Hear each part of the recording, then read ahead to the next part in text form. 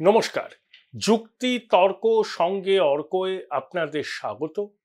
আপনাদের সঙ্গে আমি অর্কপ্রভ সরকার।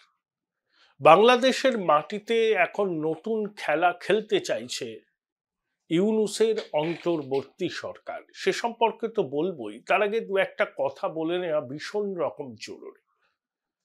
24শে নভেম্বর বাংলাদেশের প্রতিষ্ঠিত সংবাদপত্র গোষ্ঠী প্রথম আলো এবং ডেইলি স্টার পত্রিকার সামনে বিক্ষোভ হয়। বিক্ষোভ হতেই পারে, কিন্তু এই বিক্ষোভটা একটু অন্য রকম। যারা বিক্ষোভকারী তারা গরু জবাই করেছেন, কুরবানি নয় জবাই, এবং তাদের বক্তব্য বাংলাদেশের ওই দুটো সংবাদপত্র তারা ভারতের এজেন্ডা নিয়ে কাজ করছে। আমি জানি না এই ধরনের কথা বলার লক্ষ্য কি, উদ্দেশ্য বা কি, এবং বিক্ষোভের নামে কেন গরু জবাই করা হলো প্রকাশ্য দিবালোকে। দেখুন, আমরা যারা সনাতনী তারা গরুকে গো মাতা হিসাবে পুজো করি। ভারতবর্ষের অন্যান্য অনেক রাজ্যে গোহত্যা নিষিদ্ধ আছে। এটা আমাদের ভাবাবেগের বিষয়। আপনি ভারতবর্ষের আধিপত্যবাদের বিরুদ্ধে প্রতিবাদ করছেন গরু জবাই করে, আসলে উস্কানি দিচ্ছেন। আমি আগেও বলেছি, এখন অনেকেই বলছেন যে বাংলাদেশ পুরোপুরি মৌলবাদীদের দখলে চলে গেছে। তার জলজ্যান্ত প্রমাণ হলো দুটো প্রথম সারির সংবাদপত্রের দপ্তরের সামনে বিক্ষোভের নামে অসভ্যতা করা, অর্থাৎ সনাতনীদের ভাবাবেগকে প্রকাশ্যে আঘাত করা। কারণ যারা বিক্ষোভকারী তারা জানতেন যে এই রকম একটা প্রতিবাদ কর্মসূচি গ্রহণ করলে সেটা দেশ বিদেশের সংবাদ মাধ্যমে প্রচারিত হবে।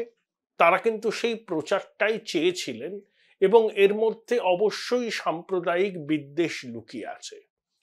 বাংলাদেশের বর্তমান শাসক গোষ্ঠী সাম্প্রদায়িক শক্তির মদতে ক্ষমতায় আছে। দেখুন, প্রথম আলো সংবাদপত্রের যিনি ভারতীয় প্রতিনিধি ছিলেন কিছুদিন আগে পর্যন্ত, এখন আছেন কিনা জানি না, আমি তাকে খুব ভালোভাবে চিনি। তিনি হচ্ছেন প্রবীণ সাংবাদিক সৌম্য বন্দ্যোপাধ্যায়। আমি তার কাছে যখনই আমি দিল্লি যাই, সৌম্যদার সঙ্গে দেখা হলে আমি বাংলাদেশের সংবাদ মাধ্যম সম্পর্কে অনেক কথা শুনি, জানতে চাই, তিনিও বলেন। কিন্তু এটা সবার কাছেই আনপ্রেসিডেন্টেড। এটা কোনো প্রতিবাদের ভাষা হতে পারে না। এটা হচ্ছে সনাতনীদের ভাবাবেগকে ইচ্ছাকৃতভাবে আঘাত করা। দুই, বাংলাদেশে বিভিন্ন সংস্কার কমিশন হয়েছে, সংবিধান সংস্কার কমিশন হয়েছে, তাতে বাংলাদেশের ধর্মীয় সংখ্যালঘুদের কোনো প্রতিনিধিত্ব কিন্তু নেই। যারা বলছেন যে ধর্মীয় সংখ্যালঘুরা বাংলাদেশের অবিচ্ছেদ্য অঙ্গ, ভারতের ধর্মীয় সংখ্যালঘুদের নিরাপত্তার ব্যাপারে চিন্তা না করলেও হবে, তারা তাদের সংবিধান সংস্কার কমিটিতে ধর্মীয় সংখ্যালঘুদের প্রতিনিধিত্ব কেন রাখেননি? অর্থাৎ ইচ্ছাকৃতভাবে সমাজের মূল স্রোত থেকে ধর্মীয় সংখ্যালঘুদের আলাদা করার একটা সচেতন প্রয়াস ছাড়া আর এটা কিছুই নয়।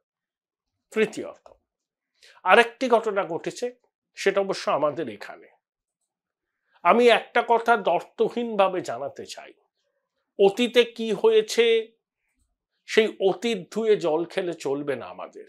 এখন কিন্তু মসজিদে মসজিদে গিয়ে শিবলিঙ্গ খোঁজার সময় নয়। সরসঙ্গ চালক মোহন ভাগবত এই কথাটা কিন্তু দ্বর্থহীনভাবে বলেছেন। এখন সবাইকে নিয়ে উন্নত দেশ করার লক্ষ্যে আমাদের এগোতে হবে। তাই কোন মন্দির ভেঙে কোন মসজিদ তৈরি হয়েছে, ইতিহাসের পাতা খুঁড়ে সেটা বার করে সেটা নিয়ে মামলা মোকদ্দমা, একটা অশান্তির পরিবেশ তৈরি করার আর ক্ষেত্র বোধহয় নেই। কেউ আমার কথায় রুষ্ট হতে পারেন, কিন্তু আমি সরসঙ্গ চালক মোহন ভাগবতের কথাকে আন্তরিকভাবে সমর্থন করি। রাম জন্মভূমি হয়ে গেছে, রাম মন্দির তৈরি হয়ে গেছে, এখন আর নতুন করে মসজিদে মসজিদে গিয়ে শিবলিঙ্গ খোঁজার সময় এটা নয়। এবার আসুন যে চক্রান্তের কথাটা আজকে বলবো, এবং আমি শিরোনামও সেরকমই দিয়েছি। এই চক্রান্তের গন্ধ আমি অনেকদিন আগেই পাচ্ছিলাম, শুধু আমি পাচ্ছিলাম বললে ভুল হবে, অনেকেই ইতিউতি ইঙ্গিত দিচ্ছিলেন। আপনাদের নিশ্চয়ই মনে আছে যে 2006-এর পর বাংলাদেশে একটা কেয়ারটেকার সরকার তৈরি হয়েছিল। সেই কেয়ারটেকার সরকারের উদ্দেশ্য ছিল যে শেখ হাসিনা এবং বেগম খালেদা জিয়াকে রাজনীতিতে অপ্রাসঙ্গিক করা, হয় তাদের বাংলাদেশে গৃহবন্দী করে রাখা, কিংবা বিদেশের কোনো দেশে তাদেরকে পাঠিয়ে দেওয়া, যাতে বাংলাদেশের মাটিতে আওয়ামী লীগ এবং বিএনপি আর নতুন করে রাজনীতি করার সুযোগ না পায়। সেটা ছিল -2 ফর্মুলা। তখন মোহাম্মদ ইউনূস এই অন্তর্বর্তী সরকারের, ওটা ছিল সেনাদের সমর্থন পুষ্ট সেই কেয়ারটেকার গভর্নমেন্ট, জিজ্ঞাসা করেছিলেন এই কেয়ারটেকার গভর্নমেন্টের মেয়াদ কতদিন হবে। তখন তাকে জানানো হয়েছিল 2 বছর ম্যাক্সিমাম, তার মধ্যে নির্বাচন করে নির্বাচিত সরকারের হাতে ক্ষমতা হস্তান্তর করবে অন্তর্বর্তী সরকার। ইউনূস কিন্তু 2 বছরের মেয়াদটা মানেননি, তাকে কিন্তু কেয়ারটেকার সরকারের প্রধান হওয়ার প্রস্তাব দেওয়া হয়েছিল, কিন্তু তিনি চেয়েছিলেন যে 6 বছরের ন্যূনতম মেয়াদ থাকবে। কিন্তু ওই সময় 6 বছরের ন্যূনতম মেয়াদ কেয়ারটেকার সরকারের ক্ষেত্রে বেঁধে দেওয়ার পক্ষপাতী ছিলেন না কোনো পক্ষই, এমনকি সেনারাও নয়। তাই ইউনূস রণে ভঙ্গ দেন, তারপর একটি দল তৈরি করেন, সেই দল অচিরেই কালের গর্ভে হারিয়ে যায়। তবে ইউনূসের যে রাজনৈতিক উচ্চাশা ছিল, বাংলাদেশের সর্বোচ্চ পদে বসার যে স্বপ্ন তিনি দেখছিলেন, জীবনের উপান্তে এসে সেই স্বপ্ন তার পূরণ হয়েছে। সেবার ছিল -2 ফর্মুলা, এবার কিন্তু আর একটা নতুন ফর্মুলা। দেখুন, খালেদা জিয়া শারীরিকভাবে অত্যন্ত অসুস্থ। সশস্ত্র বাহিনীর দিবসে সেনাকুঞ্জে তিনি গিয়েছিলেন, সেই ছবি আমরা দেখেছি। দেখেই মনে হচ্ছিল তার অসুস্থতা ভালো রকমই আছে। তিনি যখন বিদেশে চিকিৎসা করানোর ব্যাপারে আর্জি জানান, শেখ হাসিনার সরকার তাকে অনুমতি দেয়নি। কিন্তু এখন অন্তর্বর্তী সরকার কিন্তু তাকে বিদেশে চিকিৎসা করানোর ব্যাপারে অনুমতি দিয়েছে। কিন্তু বেগম খালেদা জিয়া কি এই মুহূর্তে বাংলাদেশ ছেড়ে যাবেন? এখানেই হচ্ছে প্রশ্ন।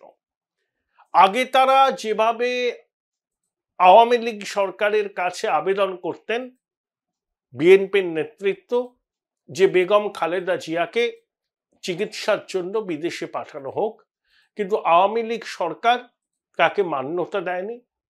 বেগম খালেদা জিয়াকে তার নিজের বাড়িতেই অন্তরীণ করে রাখা হয়েছিল। এবার যখন অন্তর্বর্তী সরকার অনুমতি দিয়েছেন যে বেগম খালেদা জিয়া বিদেশে গিয়ে চিকিৎসা করাতে পারেন, তখন কিন্তু বিএনপি নেতৃত্ব বিষয়টাকে একটু অন্যভাবে দেখছেন। তাদের অতীতের অভিজ্ঞতা আছে, এই রকম কেয়ারটেকার সরকারই একবার -2 ফর্মুলা চালু করতে চেয়েছিল এবং ইউনূস তার সমর্থক ছিলেন।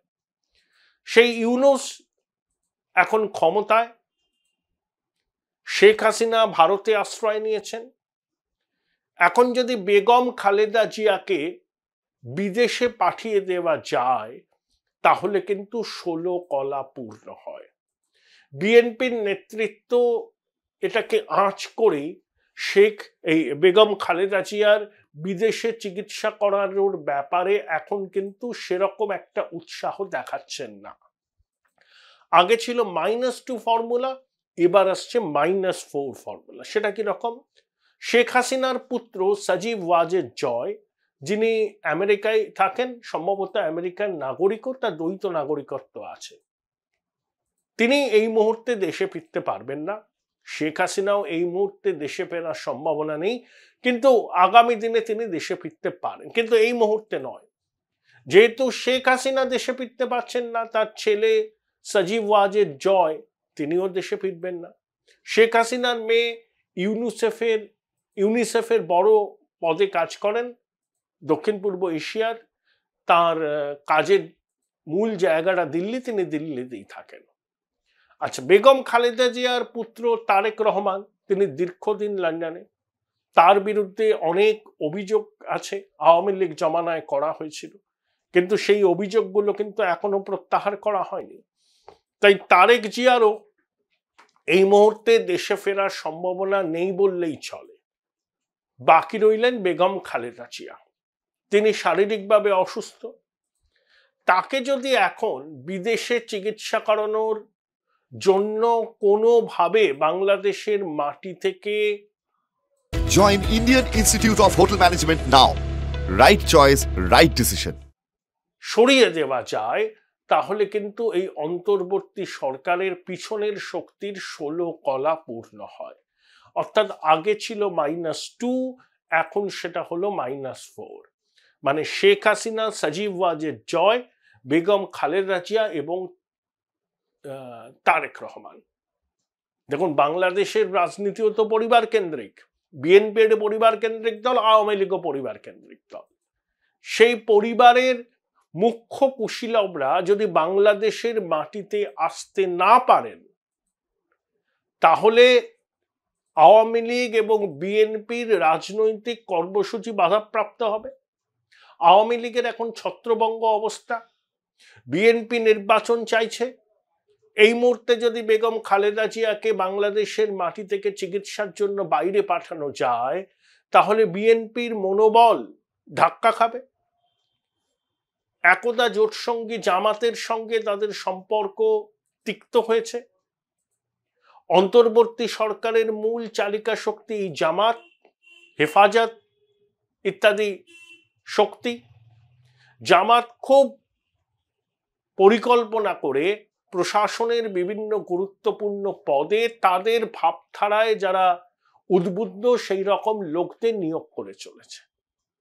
অর্থাৎ পুরোপুরি জামাতের ভাবাদর্শে দীক্ষিত লোকেরা গুরুত্বপূর্ণ পদে বসছেন এবং ধীরে ধীরে বাংলাদেশকে জামাত যেরকম শাসন ব্যবস্থা চায় সেই রকম শাসন ব্যবস্থা প্রবর্তন যাতে হয়, সেই জন্য জামাত চেষ্টার কসুর করবে না, হেফাজতে ইসলামও করবে না।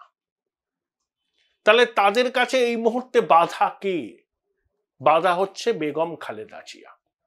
তিনি অসুস্থ, কোনো সন্দেহ নেই, অত্যন্ত তাকে ক্লান্ত লাগলো ছবিতে, শীর্ণকায়া হয়েছেন। তো তাকে যদি চিকিৎসার জন্য খালেদা জিয়াকে বিদেশে যাওয়ার অনুমতি দেয়া হয়, তারপরে তিনি আর বাংলাদেশে আদৌ ফিরতে পারবেন কিনা সেটা নিয়ে বিএনপি নেতৃত্বের মধ্যে কিন্তু নানা প্রশ্ন আছে। কারণ তারা অন্তর্বর্তী সরকারের প্রকৃত উদ্দেশ্য বুঝতে পারছেন না। তারা মনে করছেন যে অন্তর্বর্তী সরকার এই মুহূর্তে নির্বাচন চায় না, তারা এরকম ভাবে অন্তত 4 থেকে 5টা বছর ক্ষমতায় থাকতে চায় এবং 4 থেকে 5 বছর তারা যদি ক্ষমতায় থাকে, তাহলে প্রশাসনের সর্বত্র জামাত তাদের মতাদর্শে দীক্ষিত লোকদের নিয়োগ করবে এবং বাংলাদেশে গণতান্ত্রিক পরিসরটা সংকুচিত হবে। আগামী দিনে নির্বাচনের নামে প্রহসন হবে, তখন দেখা যাবে জামাতই হয়তো ক্ষমতায় চলে এলো, আর ছাত্ররা যদি কোনো নতুন দল করে, তারা এবং জামাত একসঙ্গে মিলে ক্ষমতায় এসে গেল। এটা বিএনপির নেতৃত্ব অন্তর্বর্তী সরকারের পিছনের মস্তিষ্কদের এই চিন্তার হদিশ পেয়েছেন। তাই তারা খুব একটা আগ্রহী নয় বেগম খালেদা জিয়াকে এই মুহূর্তে দেশের বাইরে চিকিৎসার জন্য পাঠাতে। কারণ তাদের আশঙ্কা আছে, ইউনূস সরকার অনুমতি দিয়ে দিল, বেগম খালেদা জিয়া চলে গেলেন চিকিৎসার জন্য, তারপর সুস্থ হয়ে তিনি কি আদৌ দেশে ফেরার প্রয়োজনীয় অনুমতিটুকু পাবেন? এই প্রশ্নটাই কিন্তু বাংলাদেশের জনগণের একটা বড় অংশের মধ্যে ঘুরছে এবং বিএনপির নেতৃত্বের মধ্যেও করছে। অর্থাৎ খুব পরিকল্পিত চিত্রনাট্য তৈরি করছে জামাত, হেফাজত এবং ইউনূস।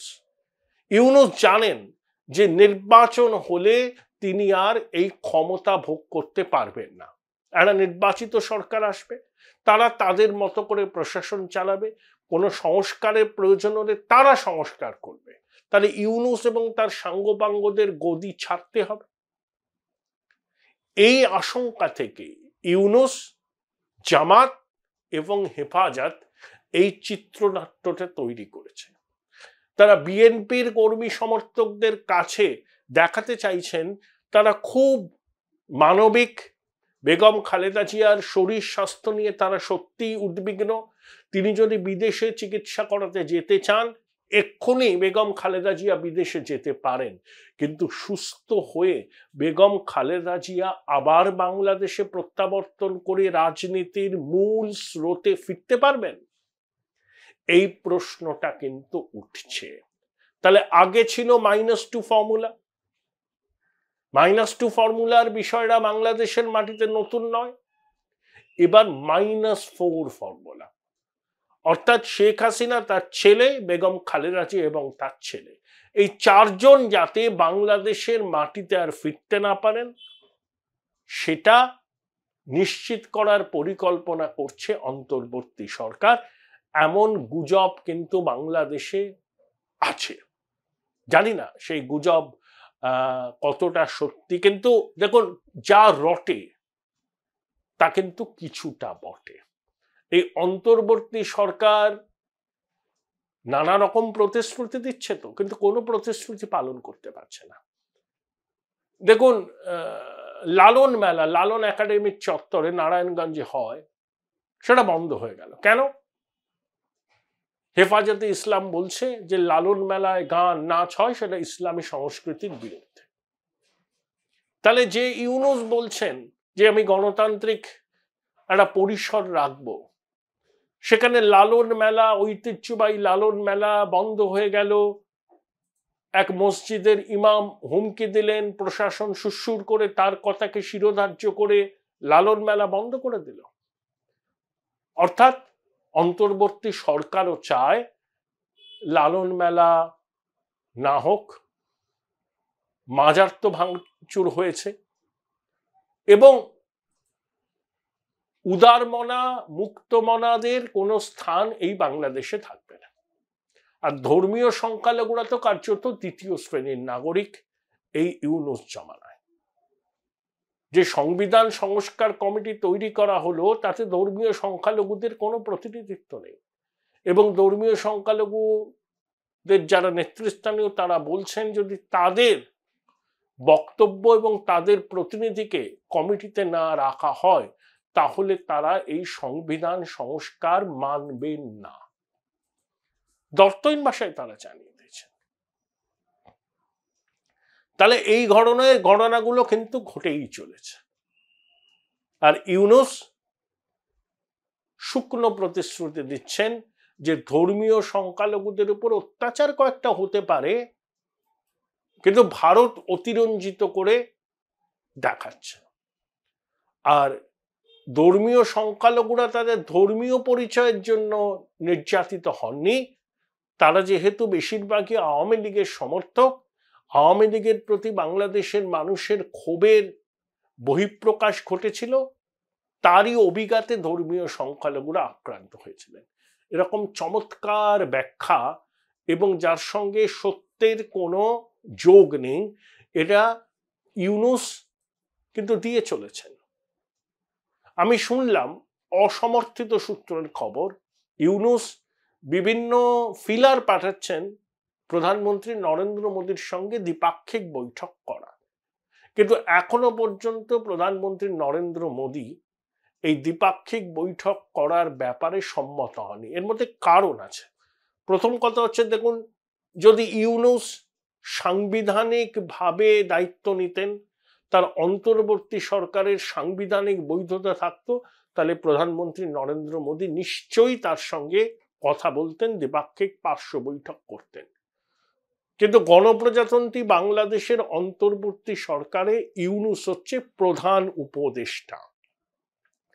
প্রধান উপদেষ্টা কখনো 140 কোটি দেশের নির্বাচিত প্রধানমন্ত্রীর সঙ্গে বৈঠক করতে পারেন না। এই সত্যটা পাকিস্তানের সেনা শাসক পারভেজ মুশারফ বুঝেছিলেন।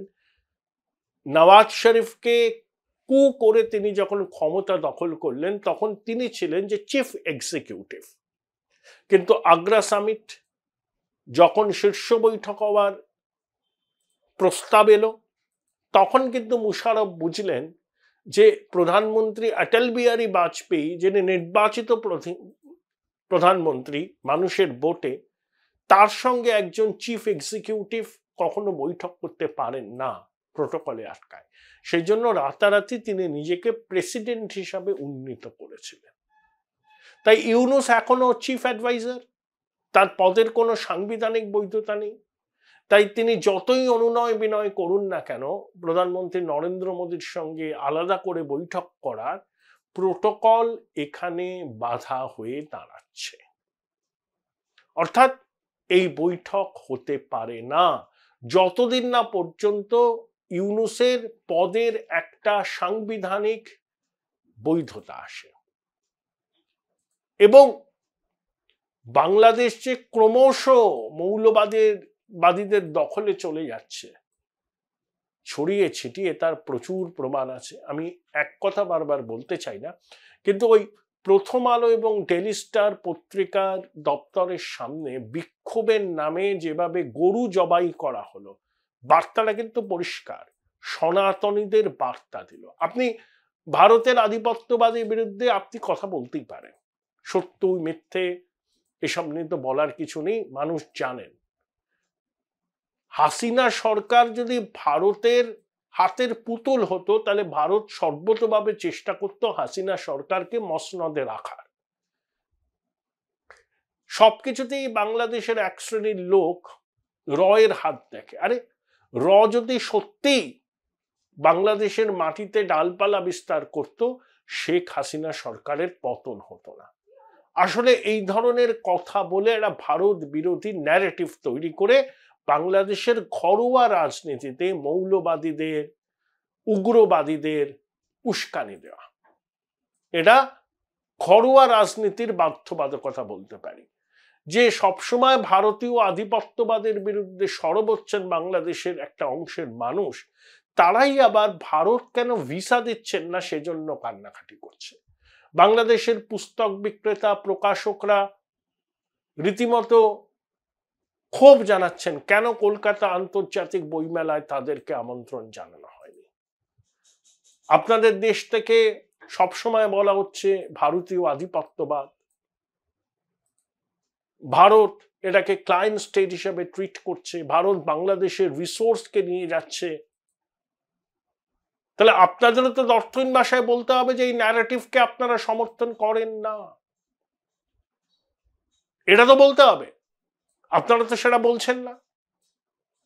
এখন কি সেই পরিস্থিতি আছে আপনাদের পুস্তক বিক্রেতা এবং প্রকাশকদের বইমেলাতে ডাকার? নিজেরাই বলুন। শুনলাম দিল্লিতে তসলিমা নাসরিনের লজ্জা উপন্যাসটি নাটক হিসাবে মঞ্চস্থ হয়েছে, দত্ত পরিবারের কাহিনী। তো সব মিলিয়ে বাংলাদেশের অভ্যন্তরীণ রাজনীতি যে ছবি আমরা দেখতে পাচ্ছি সেটা আমাদের কাছেও স্বস্তিদায়ক নয়। দেখুন, আমি বারবার একটা কথা বলি, বাংলাদেশের মানুষ স্থির করবেন তাদের ভবিষ্যৎ। কারা সেখানে সরকার তৈরি করবে এটা তাদের ব্যাপার, এখানে আমাদের কোনো বলার নেই। আমরা অতীতেও বলিনি, এখনো বলবো না, ভবিষ্যতেও বলবো না। কিন্তু আমরা একটা ব্যাপারে কনসার্ন, সেই কনসার্নটা হচ্ছে অতীতেও বাংলাদেশের মাটি থেকে ভারত বিরোধী জঙ্গি কার্যকলাপকে মদত দেওয়া হয়েছে। এখন কিন্তু বিষয়টা অতীতের সব রেকর্ডকে ছাপিয়ে গেছে। যেভাবে আনসারুল্লাহ বাংলার প্রধান হুমকি দিচ্ছেন, একটা ভিডিও ভাইরাল হয়েছে, সেখানে মৌলবাদীরা বলছেন তরোয়াল দিয়ে ভারতীয়দের গলা কাটবো, ভারতে আমরা ক্যালিফেট প্রতিষ্ঠা করব, এই ধরনের কথাবার্তা ভিডিও ভাইরাল হচ্ছে। তাহলে আমরা কি নাকে তেল দিয়ে ঘুমোতে পারি? আমরা তো আমাদের সুরক্ষা, 140 কোটি মানুষের নিরাপত্তা নিশ্চিত করবে ভারত সরকার, তার জন্য যেটা করণীয় সেটা তারা করবে। আমরা প্রতিবেশীর সঙ্গে সম্পর্ক কখনো খারাপ করতে চাই না, এবং প্রতিবেশী দেশ তাদের অভ্যন্তরীণ রাজনীতি কি হবে সেটা সেখানকার মানুষ ঠিক করবে।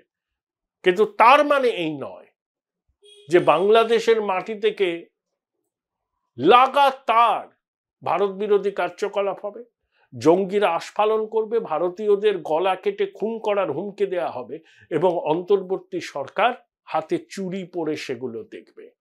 আসলে অন্তর্বর্তী সরকার বাংলাদেশের এই ধরনের শক্তির সমর্থনের উপরই টিকে আছে। এটা আর গোপন বিষয় নয়। সারা দুনিয়ার মানুষ জানেন যে ইউনূস সরকারের প্রাণভোমরা হচ্ছে উগ্রবাদী মৌলবাদী শক্তি।